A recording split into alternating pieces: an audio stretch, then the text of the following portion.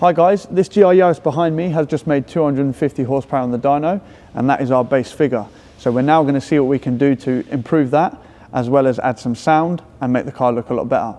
So around me you can see an array of parts that the customer has chosen for his car. All of these parts we have tested on our own GR Yaris, and some of them we still have on there.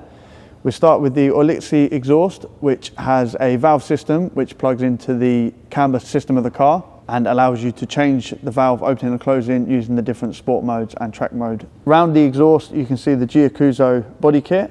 You've got the front splitter, the side skirts, the rear diffuser and the rear spoiler to add that aggression to the look of the car.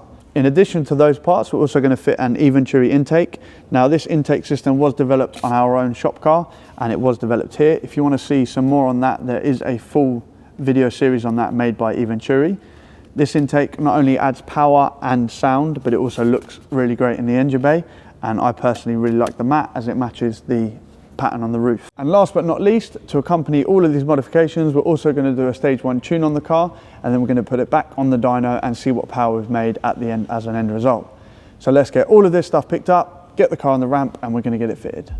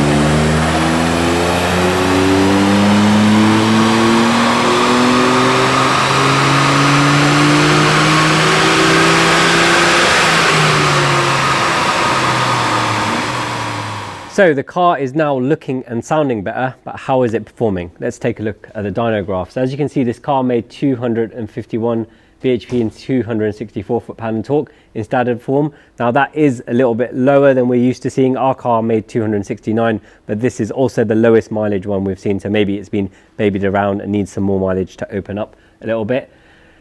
After the modifications of the intake and the tune, I am discounting the exhaust at this point because rear exhaust don't make a difference on this car, only the front part does. We've gained around 50 horsepower and 100 foot-pound of torque low down and 50 foot-pound of torque under the curve here. So that's a very, very healthy gain. These cars are not slow anyway because they're quite lightweight, but with that kind of power, it's going to have some serious on-road performance. Thank you so much for watching, guys. If you liked the video, please give us a thumbs up. And if you haven't already, please remember to subscribe to the channel and turn your notifications on. If you want to join the conversation, please drop us a comment below and we will do our best to respond to you. And if you're running out of things to watch, why don't you watch one of these two?